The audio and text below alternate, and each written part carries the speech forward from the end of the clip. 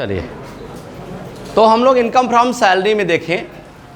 अच्छा, जैसे ही नौकरी मिलती है, नौकरी के लिए हम लोग काम करते हैं, मेहनत करते हैं, तो हम लोगों को नौकरी में सैलरी मिलती है। क्यों सैलरी मिलती है?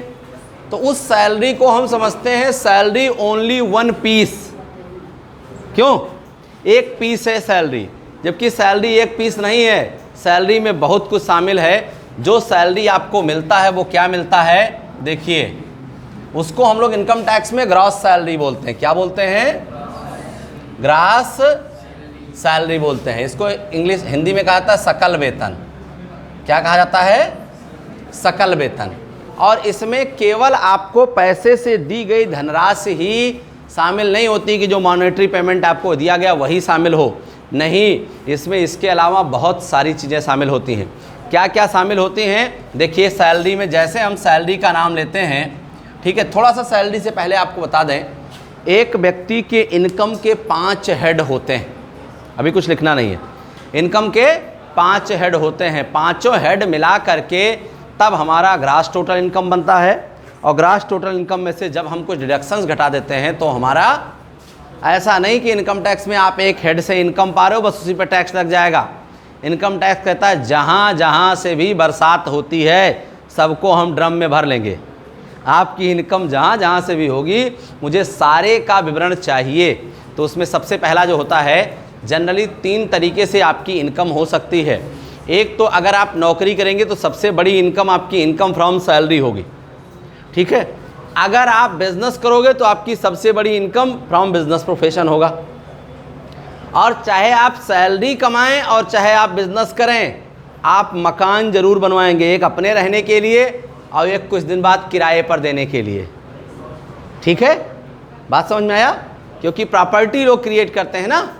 तो सबसे पहले income from salary, income from house property, income from business profession, income from capital gain और इनकम फ्रॉम अदर सोर्सेज। और टोटल को जोड़ दिया तो ग्रास टोटल इनकम, और इसमें से कुछ चीज़ें घटा दिया तो टोटल इनकम। क्लियर? तो इनकम के 5 हेड हम लोगों को इनकम टैक्स में पढ़ने हैं। कौन कौन से?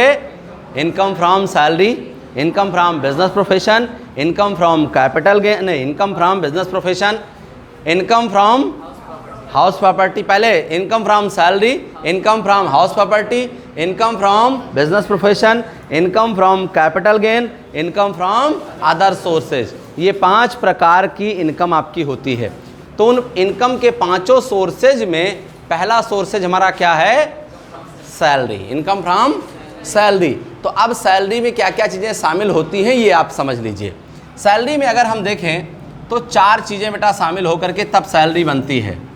सबसे पहला जो होता है वो मौद्रिक भुगतान होता है, मॉनेटरी पेमेंट होता है। मौद्रिक भुगतान, मॉनेटरी पेमेंट, इंग्लिश में लिख लेंगे ना, ठीक है। एक बार नोट कर लीजिए साथ साथ में, जिससे दिक्कत ना हो। लिखिए, नोट कर लो, फिर समझाते हैं एक करके। बनाइए ऐसे ही ग्राफ।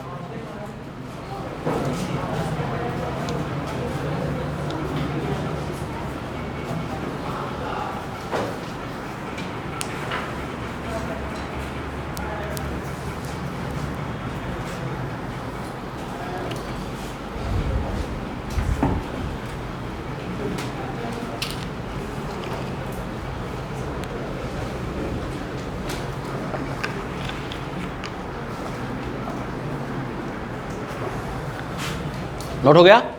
इसको लिख लें मॉनेटरी पेमेंट या मॉनेटरी, ठीक। दूसरा होता है बेटा, उसे हम भत्ते बोलते हैं, अलाउंसेज कहते हैं इंग्लिश में। क्या कहते हैं? अलाउंसेज कहते हैं। तीसरा होता है अनुलाभ, परक्यूजिट्स कहते हैं उसको, अनुलाभ, परक्यूजिट्स, परक्यूजिट्स। और तीसरा होता है वेतन के स्थान पर लाभ, वेतन के स्थान पर लाभ, in lieu of salary, in lieu, LIEU, lieu of salary, वेतन के स्थान पर लाभ, in lieu of salary. Okay, अब ये चारों चीज़ें मिला करके तब आपकी सैलरी बनती है। इन चारों चीज़ों को हम जोड़ देते हैं तब हमारा क्या बनता है, तब हमारी सैलरी बनती। ओके, अब मॉनेटरी पेमेंट में जनरली आपको क्या मिलता है? मॉनेटरी पेमेंट में आप जिसे वेतन कहते हो उसे हम लोग सबसे पहले कहते हैं, मान लिया आपको मिलता है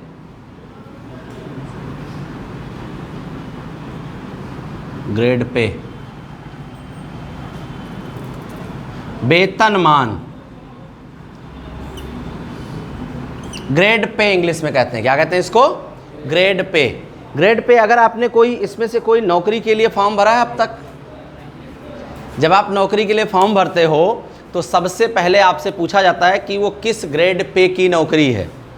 ग्रेड पे का मतलब है मूल वेतन कितना है, इसको मूल वेतन भी कहते हैं। क्या कहते हैं? मूल वेतन। इंग्लिश में इसको कहा जाता है बेसिक सैलरी। ठीक है, कि आपको मूल वेतन कितना मिल रहा है। जैसे आपको पता होगा कि प्राइमरी के अध्यापक हैं, उनका मूल वेतन 4200 है, 4200, लेकिन सब जुड़ जड़ा करके 50,000 रुपये मिलता है उनको। तो जो मूल वेतन है उसी को ग्रेड पे कहते हैं। ठीक है, डीएम का मूल वेतन 9200 है, लेकिन अब मिलता पता नहीं कितना होगा। कुछ हमारे मित्र हैं कहते हैं पता ही नहीं है कितना मिलता है। ठीक है, पता ही नहीं है कितना मिलता है। और अगर आप सात्विक रूप से अपनी सैलरी लेते हैं तो 1,14,327 रुपये मिलता है डीएम को। ठीक है, उससे ज़्यादा तो आपके यहाँ डिग्री कॉलेज में एसोसिएट प्रोफेसर जो असिस्टेंट प्रोफेसर हैं उनको मिलता है। डॉक्टर बीपी सिंह की सैलरी लगभग 2.25 लाख रुपए है प्रेजेंट टाइम में। ठीक है, बात समझ में आया? हाँ, तभी फूले रहते हैं, देखो हैं। चलो ठीक, तो सबसे पहले मूल वेतन। मूल वेतन क्वेश्चन में दिया रहेगा और ये ग्रेडिंग में दिया रहता है। कैसे? 6,000, 400, 8,000। मतलब 6,000 से आपकी नौकरी शुरू होगी। हर महीने, हर साल 400 रुपये जुड़ेगा तब तक जब तक 8,000 नहीं हो जाएगा। और जिस दिन 8,000 हो जाएगा उस दिन कुछ दूसरे ग्रेड पे में यहीं से प्रमोशन, इसी को कहते हैं प्रमोशन हो गया। तो यहाँ से ग्रेड पे मान लिया 800 का शुरू, 800 प्रमोशन का शुरू, तब हर साल 8800 रुपये आपका 800 रुपये जुड़ेगा। समझ में आ गया? तो जब भी आपकी सैलरी शुरू होती है, ये सरकारी की बात कर रहा हूँ, प्राइवेट की नहीं। प्राइवेट में तो यही होता है, इसीलिए प्राइवेट में सैलरी कम होती, इसीलिए सरकारी नौकरियाँ चार्म होती। ठीक है, काम पौवा भर, सैलरी झौवा भर। ठीक है, ये सरकारी का मसला है। और प्राइवेट में काम झौवा भर, सरकारी सैलरी पौवा भर है। इसीलिए भारत में सरकारी नौकरियों की होड़ लगी है और होनी भी चाहिए। इस लॉकडाउन में पता चला सरकारी नौकरी क्या होती, अपने को भी पता चला सरकारी नौकरी क्या होती। ठीक है, लेकिन अब सब लोग सरकारी नौकरी वाले ही हो जाएंगे तो फिर हम लोग जैसे बेरोज़गार कौन रहेगा है? तो कुछ लोगों को बेरोज़गार रहना भी ज़रूरी है, जो लोगों को रोज़गार दें। 300 सरकारी नौकरी पिछले साल कोरोना काल में अपने संस्थान ने दिया है, टोटल मिलाकर के सरकारी नौकरी। ठीक है, चलिए, तो वेतनमान समझ में आ गया। क्वेश्चन में दिया रहेगा बेटा, वो वेतनमान रहेगा। दूसरा जो रहता है मजदूरी, ये भी इसमें शामिल है। ठीक, फीस भी इसमें शामिल है। ठीक, मजदूरी मीन्स वेजेज, समझ जाएंगे ना? वेजेज इसमें शामिल है, फीस इसमें शामिल है। ठीक, पेंशन इसी में शामिल है। तो ये सब किस में शामिल है? मौद्रिक वेतन में शामिल है। समझ में आ गया?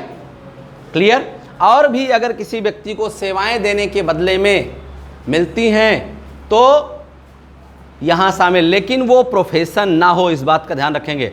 अगर प्रोफेशन होगा तो इनकम फ्रॉम प्रोफेशन में चला जाएगा वो। सैलरी और प्रोफेशन की इनकम फीस में यही डिफरेंस है कि प्रोफेशन में कोई मालिक नहीं होता, ओनरशिप नहीं होती, ओनरशिप नहीं होती।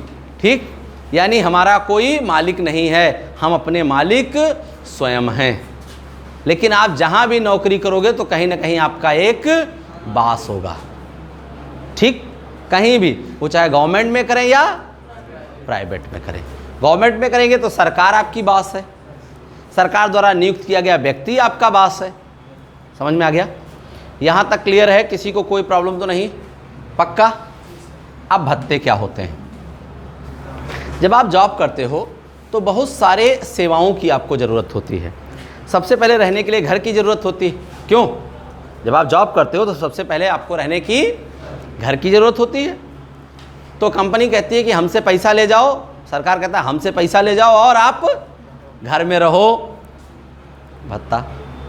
ठीक?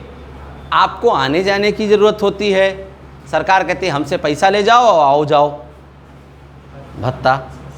सरकार कहती कपड़ा पहनने की ज़रूरत होती है, आप हमसे पैसा ले जाओ वर्दी बनवाओ। कपड़ा नहीं देती है सरकार, वर्दी। ठीक है? वर्दी भत्ता। सरकार कहती शादी करना है, आप कहते हो हाँ, तो शादी भत्ता ले जाओ। ठीक है? सरकार कहती सुरक्षा के लिए कुछ चाहिए, बोले हाँ, बोले कुत्ता भत्ता ले जाओ। ठीक है? बीमार होते हो, हाँ, मेडिकल भत्ता ले जाओ। ठीक? बीवी बच्चे होंगे, हाँ, पढ़ाओ लिखाओगे, हाँ, शिक्षा भत्ता ले जाओ। तो ऐसे ही तमाम सारे भत्ते सरकार के द्वारा, अर्थात सरकार जिन सेवाओं, जो सेवाएं आपको दे नहीं सकती, उन सेवाओं के लिए वो पैसा देती है कि आप उसको ले लीजिएगा। तो इसे क्या कहा जाता है? इसे भत्ते। यानी कर्मचारी को सेवाओं के बदले किया गया मौद्रिक भुगतान, यानी उसे सर्विस तो नहीं प्रोवाइड कराई गई है वो, लेकिन उस सर्विस के लिए उसे पैसा दे दिया गया। ऐसे समझ लो, पापा आपको 10 रुपये दें और बोले कोचिंग चले जाओ, ये भत्ता। आप समझ में आ गया? पक्का? अब अनुलाभ क्या है? परक्विजिट्स क्या है? परक्विजिट्स है पापा मोटरसाइकिल पे बैठावें और लावें सिवा कंपटीशन हब के सामने छोड़ जाएं आपको, हैं? ये क्या है? कंपनी आपको आवास दे दे, रहो बेटा। ठीक? कंपनी हॉस्पिटल बनवा दिए है, दवाई कराओ। कंपनी ने कैंटीन खुलवा दिया है, खाओ दिन भर। ये क्या है? ये परक्विजिट्स। यानी जब आपको कंपनी सर्विस का पैसा न देकर बल्कि सर्विस प्रोवाइड कराए, तो इसे क्या कहा जाता है? इसे हम अनुलाभ के नाम से जानते हैं। क्लियर? अब आता है वेतन के स्थान पर। जब हमको वेतन नहीं मिलता है तब इनका लाभ मिलता है। ठीक? इसमें आता है, जैसे मान लिया कोई व्यक्ति है, उसको निकाल दिया गया संस्थान से या सरकारी से, तो उसको क्षतिपूर्ति दी जाएगी, कंपनसेशन दिया जाता है।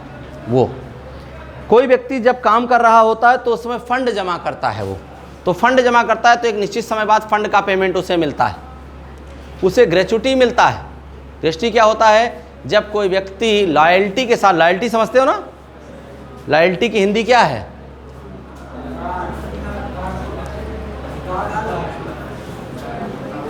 लॉयल्टी, रॉयल्टी नहीं,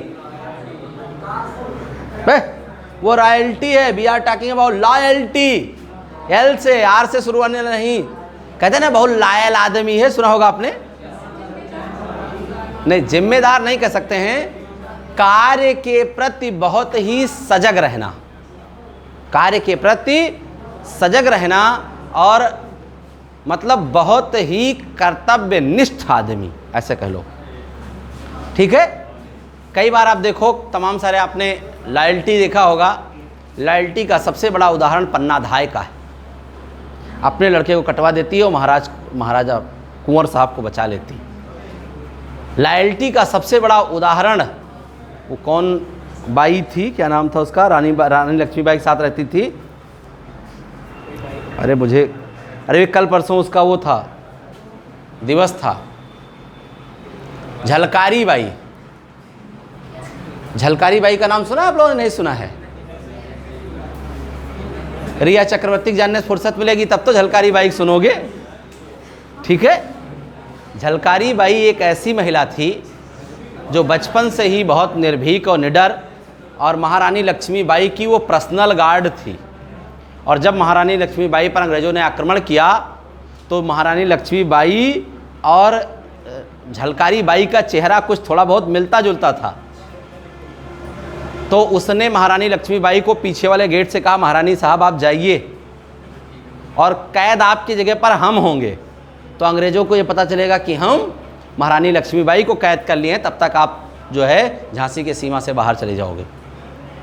और झलकारी बाई ने अपने को कैद करा दिया और रानी लक्ष्मीबाई को मुक्त करा दिया, और अंग्रेज़ों ने झलकारी बाई का सर कलम कर दिया। जब बाद में पता चला कि झलकारी बाई ये लक्ष्मीबाई नहीं झलकारी बाई है, तो इसे कहते हैं लॉयल्टी। ठीक है, उसे नहीं कहते हैं लॉयल्टी जो तमाम सारी चीज़ें चूना लगा दे मौका मिले तो, हैं ये चीज़ें इसे कहते हैं तमाम सारे। लॉयल्टी का एग्जाम्पल आप लक्ष्मण जी से सीखो। ठीक है, 14 साल वनवास में लक्ष्मण जी ने कभी सोया नहीं। अब पता नहीं हाइपोथेटिकल हो सकता है कि सही हो सकता है, लेकिन रामचरितमानस इस बात को कहता है कि 14 साल उन्होंने कभी नहीं सोया। नींद नारी भोजन तजय, वो वकरे मारे मेघनाथ मरे। मेघनाथ सबसे बड़ा योद्धा था उस रामचरितमानस के प्रकरण का। नींद 14 साल उन्होंने नींद नहीं लिया था लक्ष्मण जी ने। पत्नी उर्मिला जो है यही अयोध्या में ही थी। नींद नार और भोजन भी, भोजन तो कोई नहीं करता, सब तो फल खाते थे, तीनों लोग भोजन करते ही नहीं थे।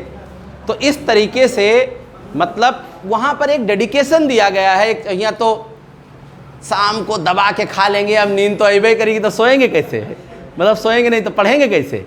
चलिए, तो ये क्लियर हो गया चारों, सबको समझ में आ गया। पहला क्या है, जो आपको मौद्रिक रूप से वेतन के लिए भुगतान मिलता है वो मॉनेटरी पेमेंट, जो सर्विस के लिए पैसा मिलता है वो, जो सर्विसेज मिलते हैं परक्विजिट्स, और जो इन तीनों के स्थान पर मिलता है वो लीव ऑफ सैलरी। ओके, इन सभी को मिलाकर क्या बनता है, यही आपको मिलता है मूल पौवा भर, जोड़ने पर झौवा भर। समझ में आ गया, क्लियर, नोट कर लिए हैं, आगे बढ़ा जाए। चलिए,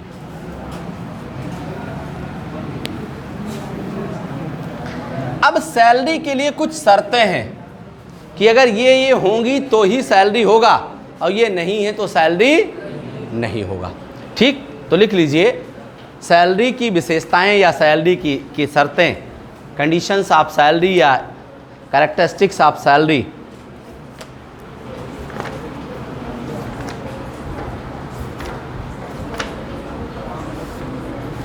और ये बहुत इंपॉर्टेंट चैप्टर है और 25 नंबर से इससे पूछा जाता है। ठीक,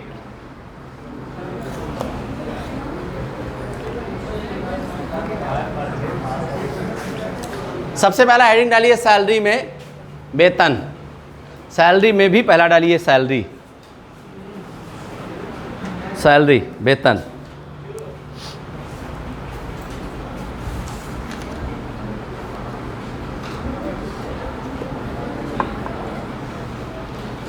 ठीक है, वेतन बेटा 3 टाइप के होते हैं, सामान्य, बकाया, अग्रिम, नॉर्मल, ड्यू, एडवांस। इन तीनों सैलरी को सैलरी मानते हैं। नॉर्मल मतलब हर महीने महीने पूरा हो, महीने महीने आपको मिल जाए।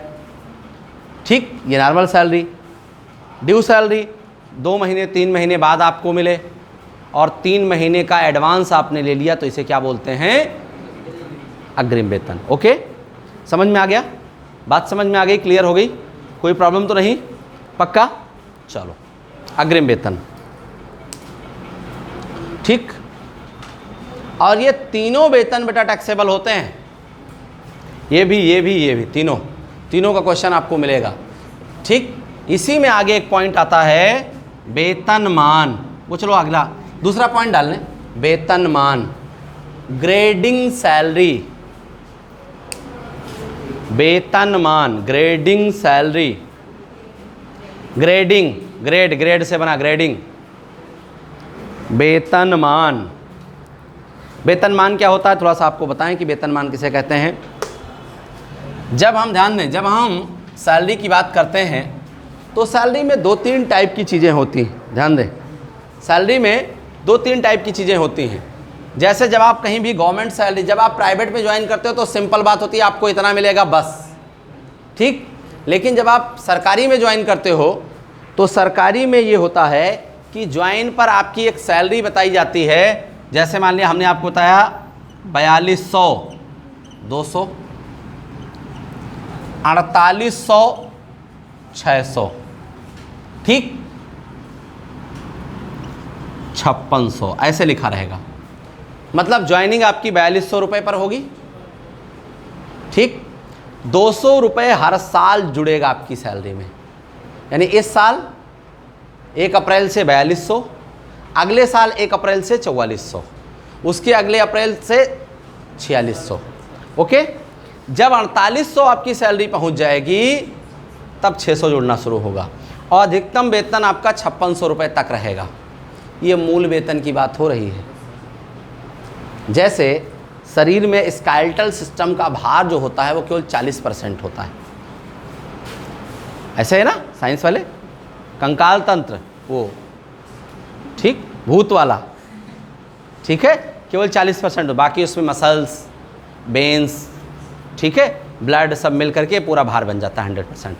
तो ऐसे ही ये सैलरी हमारी मूल वेतन होती, ठीक, समझ में आ गया। ग्रेडिंग सैलरी क्लियर हो गई। अब ये ग्रेडिंग हर साल हर महीने निकाली जाती है। निकालने का तरीका आपको पढ़ाएंगे कि ग्रेडिंग कैसे निकाला जाता है। पॉइंट नंबर 3,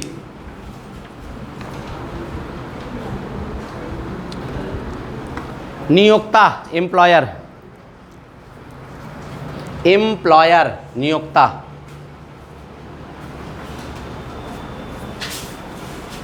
नियोक्ता, एम्प्लॉयर, ठीक। अगर आप सैलरी पा रहे हैं तो आपका एम्प्लॉयर होना जरूरी है, आपका नियोक्ता होना जरूरी है। अगर आप सैलरी पा रहे हो तो नियोक्ता मतलब मालिक, ठीक है। सैलरी कौन देगा? मालिक देगा, बॉस देगा, ठीक है। तो आपका मालिक होना जरूरी है, तभी सैलरी कहा जाएगा, नहीं तो सैलरी नहीं कहा जाएगा। इसका एक अपवाद आप लोगों को पढ़ाते हैं। आप लोगों को पता होगा कि सांसद और मंत्री और विधायकों को भी सैलरी मिलती है, क्यों? लेकिन उनकी सैलरी यहाँ टैक्सेबल नहीं होती है, क्योंकि उनकी मिलने वाली सैलरी उनका बॉस नहीं देता है। सरकार उनका बॉस नहीं है, वो स्वयं सरकार में, इसीलिए उनकी salary income from other sources में टैक्सेबल होती है। आपसे इंटरव्यू में क्वेश्चन पूछा जा सकता है, पूछ सकते हैं कि सांसद और मंत्रियों की सैलरी यहाँ क्यों नहीं टैक्सेबल होती है? तो चूँकि जब उनकी सैलरी मिलती है तो मिलने वाली सैलरी वहाँ कोई बॉस नहीं होता है उनका। यहाँ केवल सैलरी में भी हमने बताया, सैलरी में उन्हीं की सैलरी टैक्सेबल होगी जिनका कोई बॉस होगा, जिनका कोई मालिक होगा, जिनका कोई नियोक्ता होगा। क्लियर? अगला,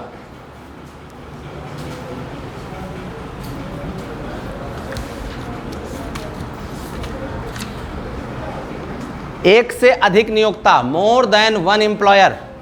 एक से अधिक नियोक्ता, मोर देन वन एम्प्लॉयर। एक से अधिक नियोक्ता, मोर देन वन एम्प्लॉयर। यानी आप 4 जगह नौकरी करो, आप 6 जगह करो, इससे कोई मतलब नहीं, 6 जोड़ करके तब टैक्स लगेगा, ठीक है। आप 2-2 घंटे 4 जगह कर रहे हैं, इससे इनकम टैक्स डिपार्टमेंट को कोई परहेज नहीं कि एक ही जगह करो। 4 जगह अगर आप नौकरी करते हैं तो चारों जगह का सैलरी जोड़ लिया जाएगा। ओके, अगला, वेतन की प्राप्ति, रिसीविंग ऑफ सैलरी।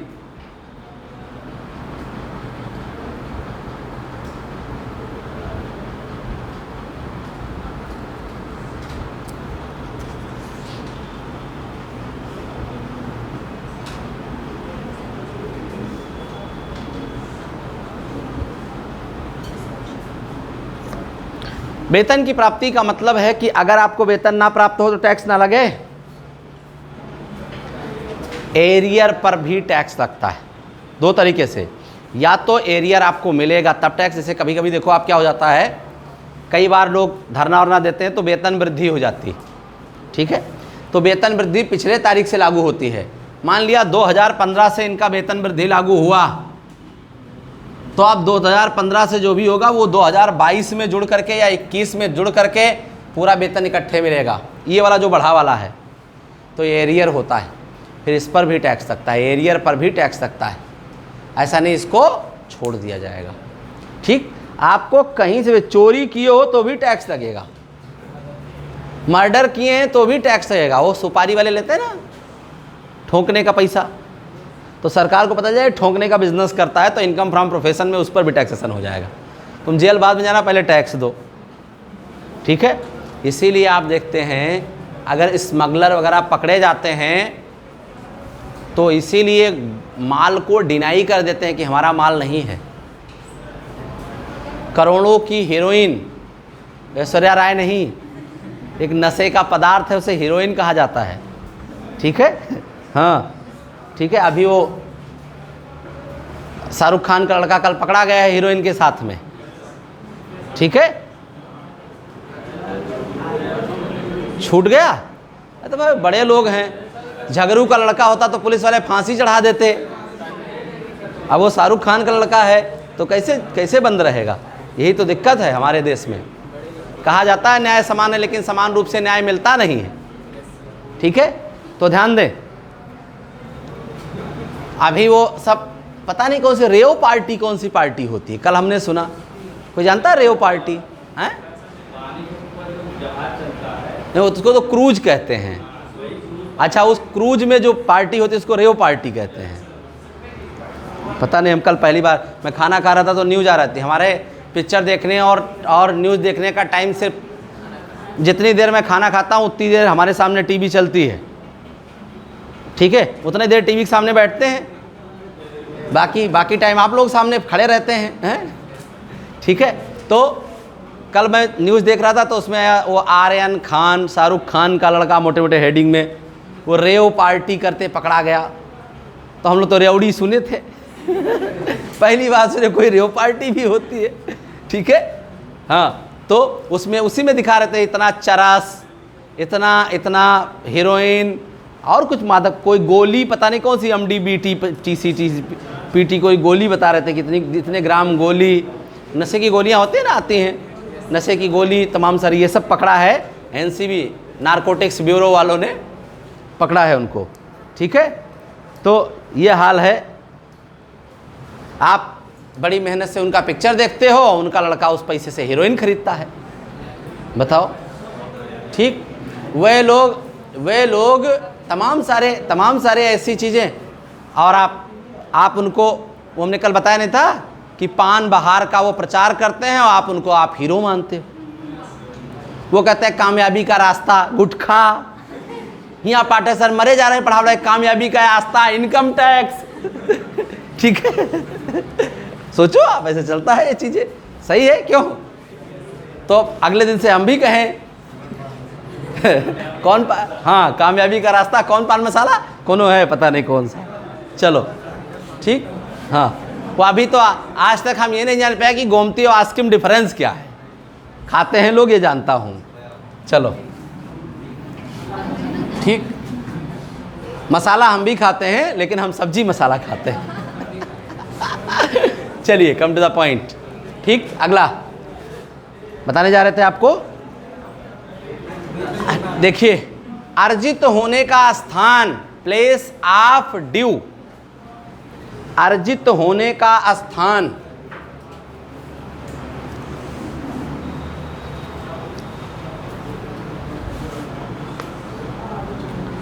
यानी ये महत्वपूर्ण नहीं कि आपकी सैलरी ड्यू कहाँ हो रही है।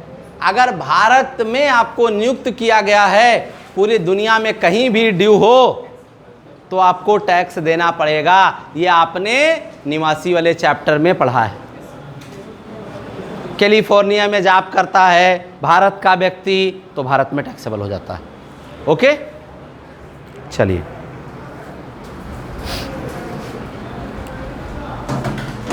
आराम से ऐसा डर रही जैसे लग रहा है कि परमाणु बम गिरने जा रहा है, ठीक, कोई बात नहीं, ठीक। अगला लिखो, मालिक और कर्मचारी का संबंध, relation of owner and employee, मालिक और कर्मचारी का संबंध।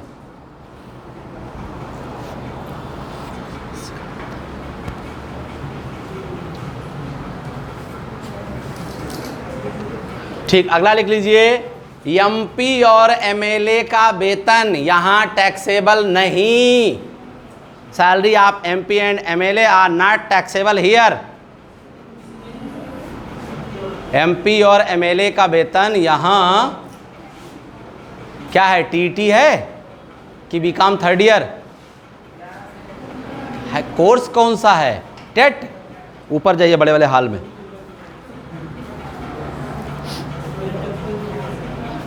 ओके, समझ में आ गया? कोई प्रॉब्लम तो नहीं? पक्का? ठीक, चलिए। यानी MP और MLA का सैलरी यहाँ टैक्सेबल, ये बात मैं पहले बता चुका हूँ आपको। अगला, कर मुक्त वेतन।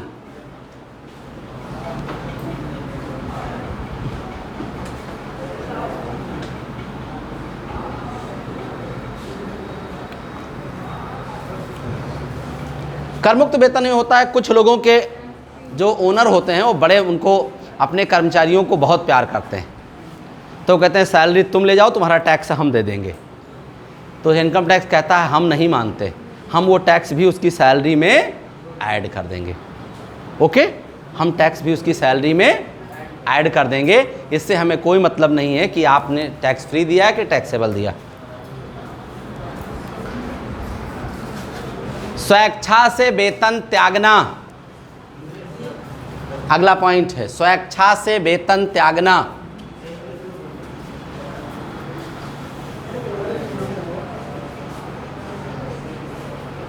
क्या है देखो पॉइंट, उसमें याद नहीं आ रहा है इंग्लिश के लिए पर्टिकुलर क्या पॉइंट है। देखो क्या है, उसी पॉइंट में आगे होगा जहां पढ़ा रहे हैं ना, मिला उसी में आगे इंग्लिश में देखिए लीव क्या है, हैं? स्वेच्छा से वेतन त्यागना, इंग्लिश नहीं दिया है उसमें, ऊपर ऊपर बच हैं, जो भी हो देख लीजिए, हैं? हाँ, जो भी है लिख लीजिए, देख लीजिएगा। अगला,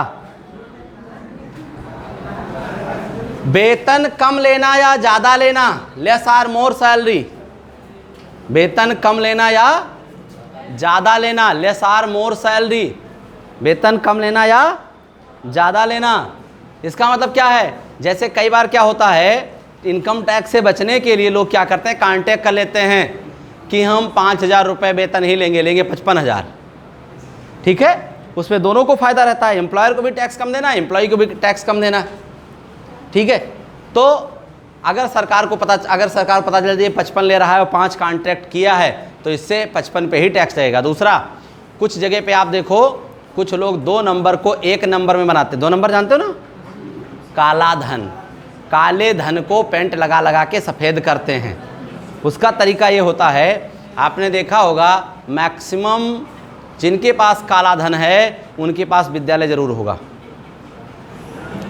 और विद्यालय काला धन को सफ़ेद धन कन्वर्ट करने का सबसे बड़ा साधन है। हॉस्पिटल सबसे बड़ा साधन है। ठीक है, वो करते क्या हैं, दिखा दिए 500 बच्चे हमारे यहाँ एडमिशन है, 500 की फ़ीस उठा के अपने आधार पे जमा कर दिया। अब पता चला 500 बच्चों की फ़ीस अपना कटवा दिए, रसीद कटवा दिए, बात ख़त्म, वो उतना सफ़ेद हो गया। ठीक है, दूसरा सफ़ेद कैसे करते हैं, सैलरी देंगे कर्मचारी को 10,000 और दस्तखत कराएंगे 50,000 पे, तो 40,000 वो भी सफ़ेद हो गया खर्चे के रूप में। ऐसे तमाम सारे जगह पे होता है ये चीज़ें। तो ये भी इस तरीके की इनकम टैक्स की चीज़ें होती हैं। अवकाश ग्रहण पर प्राप्तियां, रिसीविंग एट रिटायरमेंट। अवकाश ग्रहण पर प्राप्तियां, रिसीविंग एट रिटायरमेंट।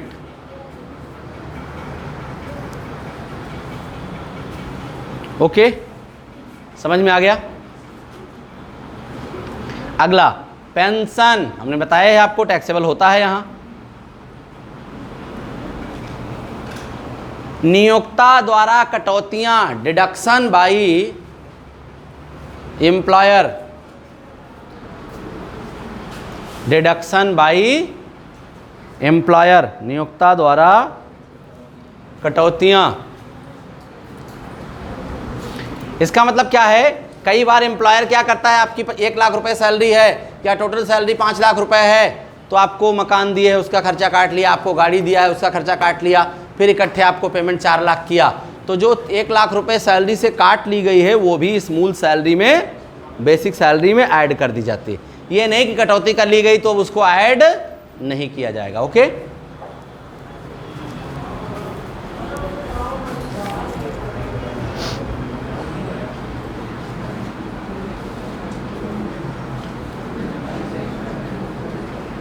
वेतनमान बता ही दिया, ड्यू होने की तारीख। अब लिखिए वेतन का देय होना, उसी में पॉइंट, ड्यू ऑफ सैलरी, वेतन का देय होना, ड्यू ऑफ सैलरी, वेतन का देय होना, ड्यू ऑफ सैलरी। पहला लिखिए गवर्नमेंट और सरकारी और अर्ध सरकारी संस्थाएं, government and semi government institutions, सरकारी और अर्ध सरकारी संस्थाएं, government and semi government institutions, सरकारी एवं अर्ध सरकारी, इसी में है, मतलब यही जो हेडिंग चल रही है यही प्रॉपर हेडिंग है। ठीक, क्या हेडिंग है? Government and semi government institutions. पहला मतलब इसमें लिखिए, हेडिंग है सरकारी एवं अर्ध सरकारी, government and semi government institutions, संस्थाएं। यानी अगर कोई व्यक्ति सरकारी एवं अर्ध सरकारी में है, अर्ध सरकारी क्या है, सेमी गवर्नमेंट क्या है, जैसे टॉमसन सेमी गवर्नमेंट है, जो सेंट्रल गवर्नमेंट की संस्थाएं उनको फुल्ली गवर्नमेंट कहते हैं, और जो सेंट्रल गवर्नमेंट की संस्थाएं नहीं होती उनको सेमी गवर्नमेंट कहा जाता है। तो फुल्ली गवर्नमेंट और सेमी गवर्नमेंट अगर है तो वहाँ पर सैलरी प्रत्येक माह के अगले तारीख को ड्यू होती है। जैसे मान लिया आपने इस महीने काम किया, कौन सा महीना, अक्टूबर, तो आपके अक्टूबर की सैलरी जो ड्यू होगी वो ड्यू होगी नवंबर 1 को। तो इसमें क्या होता है, 11 महीने की नई सैलरी और 1 महीने की पुरानी सैलरी मिलती है ऐसे कंडीशंस में। ओके, समझ में आ गया? ऐसे कंडीशन में क्या होता है, 1 महीने की सैलरी पुरानी और 11 महीने की सैलरी नहीं मिलती। ठीक, अगर महीने के अंत में ही ड्यू हो जाए, 30 तारीख या 31 तारीख, अक्टूबर 31 का होगा ना, 31 तारीख को, तो ये हो जाए तो 12 महीने की पूरी सैलरी होगी, एक ही सैलरी 12 महीने की होगी। समझ में आ गया? सरकारी संस्थाओं में अगले महीने के 1 तारीख को ड्यू होता है। ओके, और नॉर्मल संस्थाओं में उसी महीने के अंतिम दिन। ठीक, लिख लीजिए, इसमें लिख लीजिए प्रत्येक माह की अगली तारीख को, अगली तिथि को, first day of next month, first day of next month, first day of next month. दूसरा, गैर सरकारी संस्थाओं में, फॉर नॉन गवर्नमेंट ऑर्गेनाइजेशन, गैर सरकारी संस्थाओं में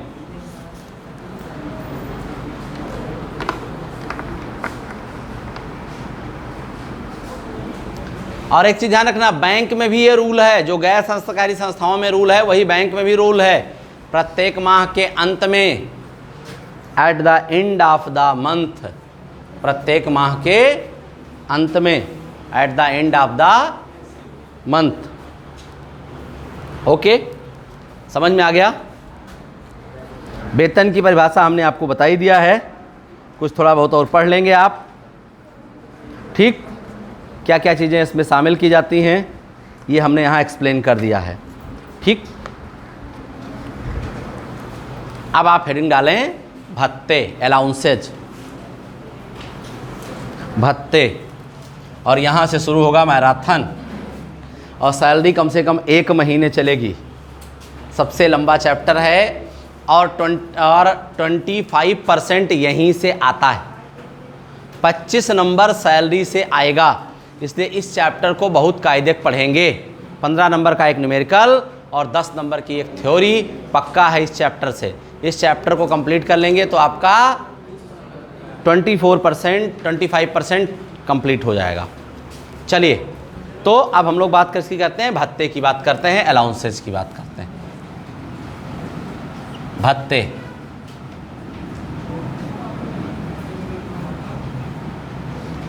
अलाउंसेज, यही है, कुछ और है, ठीक, डब्लू ये है यार, ठीक, अलाउंसेज। भत्ते 3 प्रकार के होते हैं बेटा, कौन कौन से?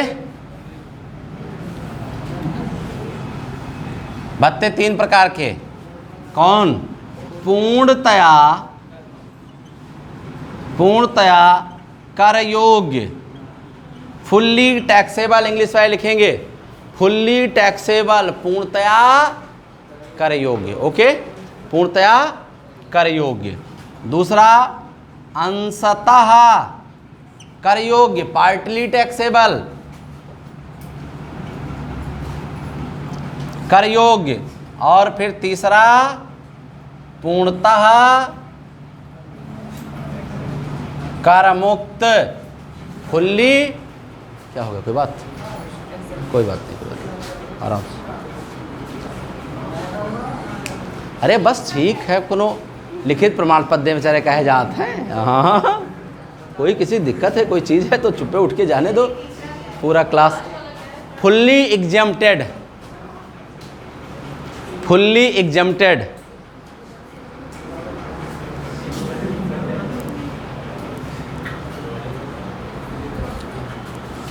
अब पहले समझें इसको क्या है ये, ठीक। कुछ ऐसे भत्ते हैं, कुछ ऐसे अलाउंसेज हैं जिनके बारे में कुछ सोचना ही नहीं, आ गए हैं तो सैलरी में जोड़ दो, बात खत्म, ठीक, बात समझ में आ गया।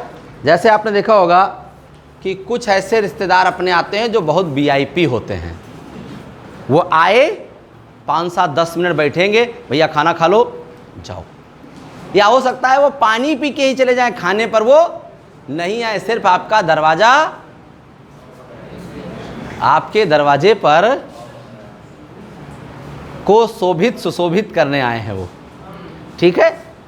जैसे आप किसी मंत्री विधायक उनको बुलाते हैं, कोई बड़ा आदमी आता है तो खाते नहीं हैं, उनके लिए आप, हाँ नहीं, उनके लिए आप विशेष व्यवस्था रखते हैं, काजू की बर्फ़ी, काजू बादाम निकल करके आता है प्लेट में अंदर, अरे अरे मंत्री जी आज ले लो, पूरा खड़बड़ाहट मच गई। उधर बेचारा जो दाल पा रहा था, दाल रुको, वो दाल बांटने वाला काजू बांटने पहुंच जाता है, ठीक है। ये वाले ये हैं, आ गए तो सैलरी में जुड़ेंगे, बात खत्म, कोई प्रश्न ही नहीं है। और ये 12 हैं, 12 के हमको याद रखना है, ठीक है। अभी आपको एक तरफ से नाम नोट करा देंगे, इनके बारे में कोई प्रश्न ही नहीं। फिर दूसरे टाइप के रिश्तेदार होते हैं, आए हैं बैठे, जीजू टाइप के हैं आए हैं बैठे हैं, पानी वानी पी लिए हैं, अभी कुछ देर में खाना वाना खाएंगे फिर रहेंगे। कुछ तीसरे टाइप के होते हैं, 2 दिन पहले वह आ गए हैं 3 दिन बाद तक जाएंगे, वो पूर्णतया कर मुक्त है, वो पूर्णतया टेंशन मुक्त हैं घर से, हैं। तो ये वाले, ये कुछ कर योग्य होते हैं और कुछ कर मुक्त होते हैं, ओके, समझ में आ गया। ये वाले, इनको देख के ही टाटा कर लो, जाओ भैया, हमको तुमसे कोई लेना देना नहीं। इनमें कुछ को लेना देना है। कुछ का मतलब, जैसे कोई पार्ट दिया, उसका कुछ भाग 100 रुपये मिल रहा है, तो सकता 10 रुपये टैक्सेबल हो जाए, 90 रुपये एग्जम्प्ट हो जाए। इसमें इसी में मेहनत, ये बड़े खैयसी होते हैं, इन्हीं को हमें पढ़ने की ज़रूरत होती है, यही गड़बड़ कराते हैं, क्वेश्चन भी यही गड़बड़ कराते हैं, ठीक है। पक्का समझ में आ गया, सभी को क्लियर हो गया, कहीं भी जरा भी कोई प्रॉब्लम तो नहीं, पक्का। पहले अलाउंसेस क्या हैं, भत्ते क्या हैं? वो नियोक्ता द्वारा दिया गया वो मॉनेटरी पेमेंट, वो मौद्रिक भुगतान जो सेवाओं के लिए दिया गया है। यानी वो हमें सर्विसेज नहीं दे पा रहा था, हमें कोई सेवाएं नहीं दे पा रहा था, तो उसके बदले में हमको दे दिया है, तो उसे क्या कहते हैं? भत्ते। और ये पहला होता है फुल्ली टैक्सेबल, इसी का नाम डालें, पहला लिखें, अब हेडिंग डालें पूर्णतया कर योग्य, फुल्ली टैक्सेबल।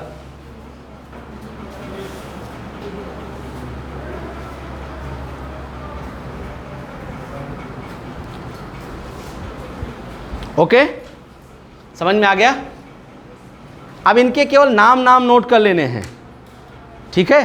पहला लिखिए महंगाई भत्ता, डियरनेस अलाउंस। ये कहीं भी दिया होगा तो पकड़ के जोड़ दिया जाएगा। दूसरा महंगाई वेतन, डियरनेस पे। इन दोनों के बारे में कोई बात ही नहीं है, कहीं भी मिले पूरे सैलरी में, उठा के इनको सैलरी में जोड़ दो, बात खत्म। ओके, महंगाई भत्ते और महंगाई वेतन। ओके, एक बात और ध्यान रखेंगे, जैसे यहां पर 2-3 बार सैलरी की बात होगी। पहली बार सैलरी की तो ये बात होगी कि जब हम कहेंगे सैलरी में जोड़ दिए जाएंगे तो we are talking about gross salary. फिर कहेंगे सैलरी में जोड़े जाएंगे, इसका मतलब है सैलरी का कैलकुलेशन निकालते समय जोड़े जाएंगे। यहां 2 बार सैलरी की बात होगी, सैलरी में जोड़ दिए जाएं मतलब ग्रॉस सैलरी की बात हो रही है, सैलरी में जोड़े जाएंगे मतलब कैलकुलेटिव सैलरी की बात हो रही है। तो महंगाई भत्ता जो है ये कैलकुलेटिव सैलरी में कई जगह जोड़ा जाता है।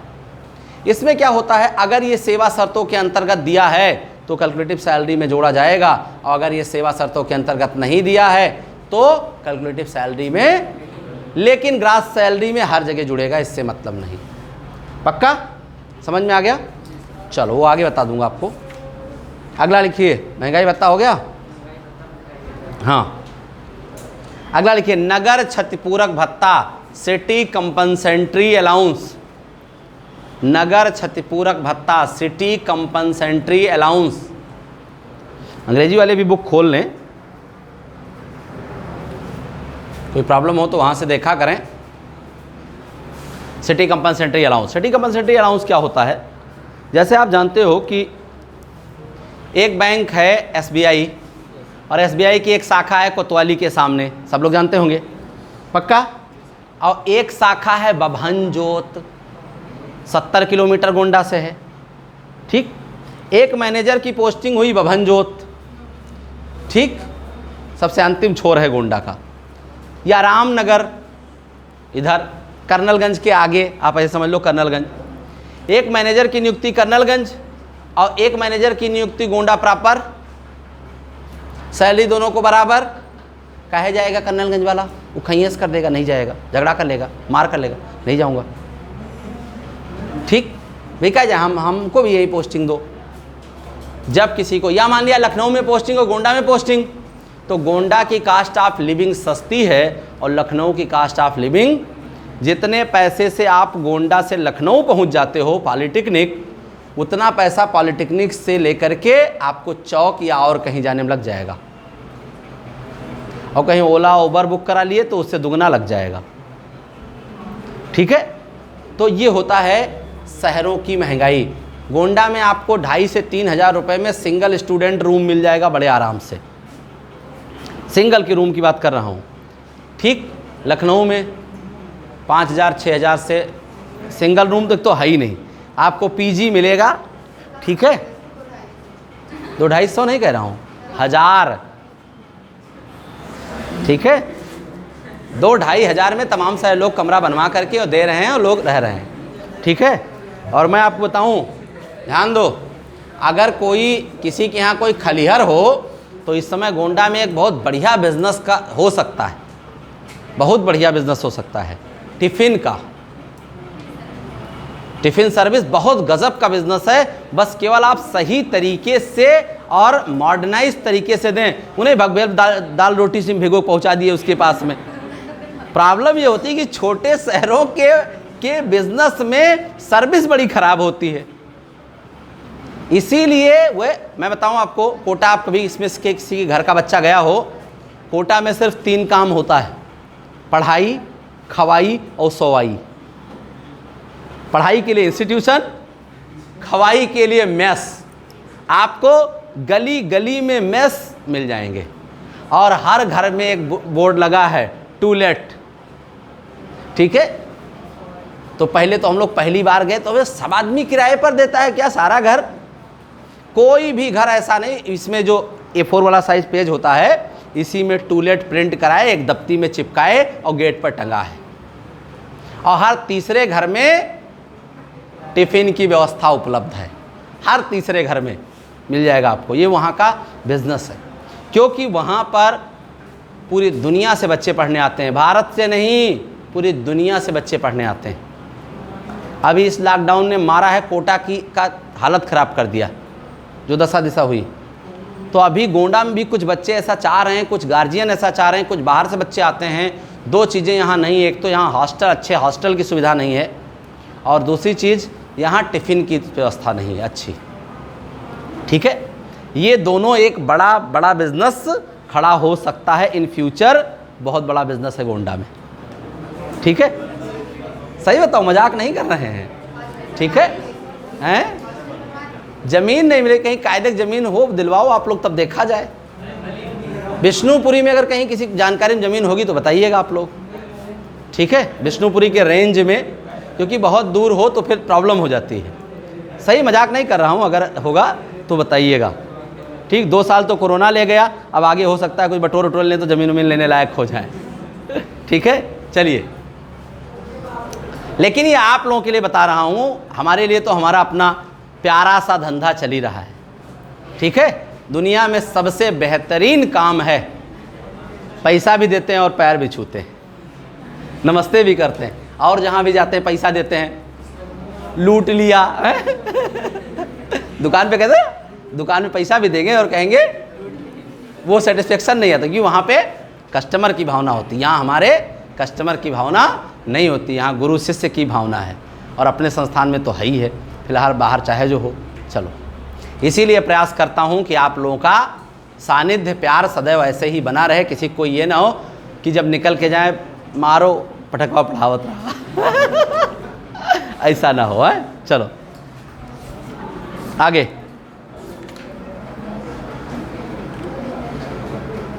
अगला ध्यान दें, चिकित्सा भत्ता, मेडिकल अलाउंस। अगर मेडिकल अलाउंस बेटा दिया जाता है तो फुल्ली टैक्सेबल होता है। मेडिकल अलाउंस, चिकित्सा भत्ता, ओके। अगला टिफिन भत्ता, लो बात कर ही रहे थे, आ गया टिफिन भत्ता। अगर टिफिन भत्ता मालिक द्वारा मिलता है तो वो भी टैक्सेबल है। नौकर भत्ता, सर्वेंट अलाउंस, अगर नौकर भत्ता मिलता है तो वो भी टैक्सेबल है।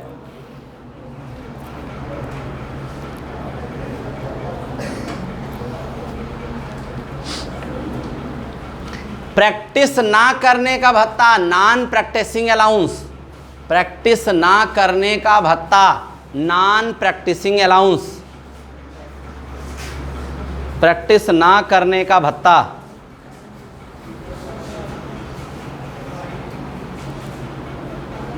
ठीक, अगला ये किनको मिलता है? ये डॉक्टर्स को मिलता है कि वो प्रैक्टिस ना करें बल्कि जनता की सेवा करें। लेकिन वो अगला पर्वतीय भत्ता, हिल एरिया अलाउंस, पर्वतीय भत्ता, जो पर्वतों पर जिनकी नियुक्ति हो जाती है वो उनके लिए मिलता है। ठीक है, जहाँ मासा वासा कटवाएं वहाँ तो उसके लिए भत्ता मिलता है।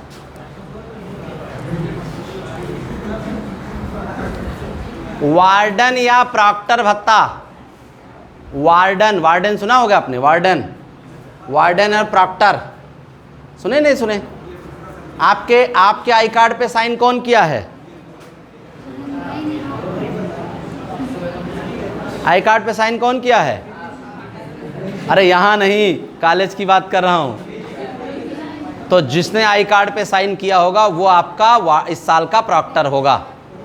ठीक है, बात समझ में आया? बोतल वहाँ से उठा लो और ये कप उठा लो वहाँ से, नीचे वो करो, डाउन करो, डाउन करो एक तरफ। हाँ, वार्डन या प्रॉक्टर भत्ता। हाँ, वार्डन और प्रॉक्टर होते क्या हैं? देखो, जेंट्स कॉलेज में नियम कानून बनाए रखने के लिए प्रॉक्टर होते हैं और हॉस्टल्स को देखने के लिए वार्डन होते हैं। हॉस्टल की व्यवस्था को देखने के लिए लड़ ना जाएं, बच्चे वहाँ झगड़ा ना कर लें, वहाँ तमाम सारी अन्यत्र गतिविधियाँ ना हो जाएं, इन सबको जानने के लिए वहाँ पर वार्डन रखे जाते हैं, तो उसके लिए अलग से भत्ता मिलता है। ओके, समझ में आ गया? कोई दिक्कत तो नहीं? पक्का? अगला लिख लो फटाफट।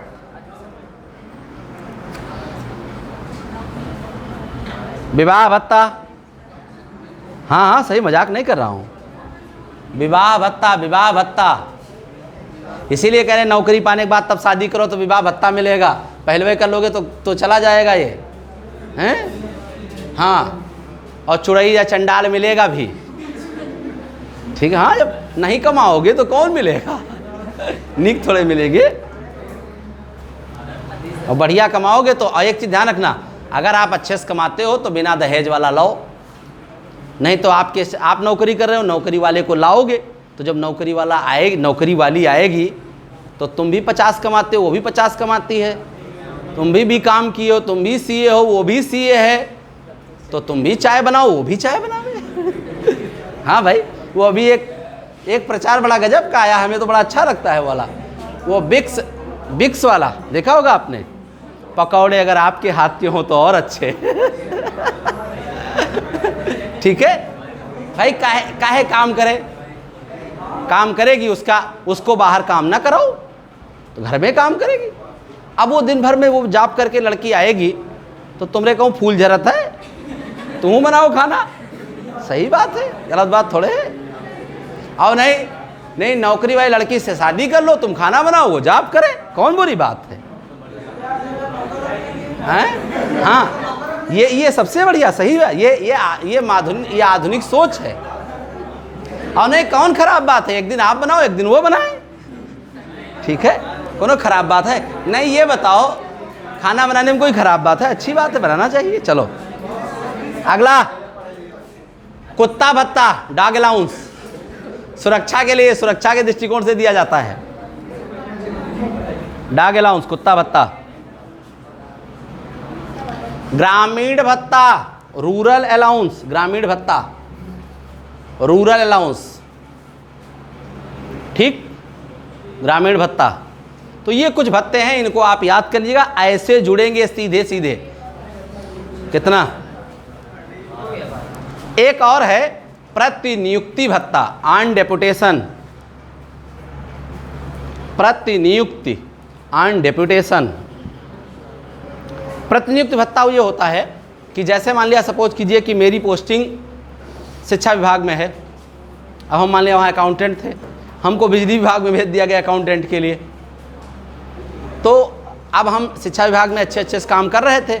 जैसे मान लिया जेई है, इलेक्ट्रिकल का जेई है, वो रेलवे में काम कर रहा था, उसको बिजली विभाग में भेज दिया गया, बिजली विभाग में काम कर रहा था, उसको बीएसएनएल में भेज दिया गया। तो कोई अपना जगह छोड़ के तब जाएगा जब उसे कुछ लाभ मिलना हो, तो उसे लालच दिया जाता, तुम वहाँ जाओ, तुमको हमारी सैलरी 1000 बढ़ जाएगी, तो कुछ लोग चले जाते हैं, इस तरह की चीज़ें। पक्का समझ में आ गया? टैक्सेबल भत्ते क्लियर हो गए? कल हम लोग पढ़ के आप आएंगे, सभी के पास बुक्स होनी चाहिए, ध्यान रखें।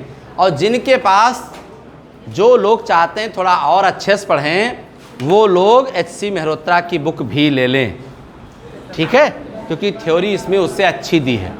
नहीं लेना चाहते तो कोई बात नहीं, थ्योरी में ऐसे पढ़ाऊंगा, न्यूमेरिकल आपके बुक से कराऊंगा। ओके।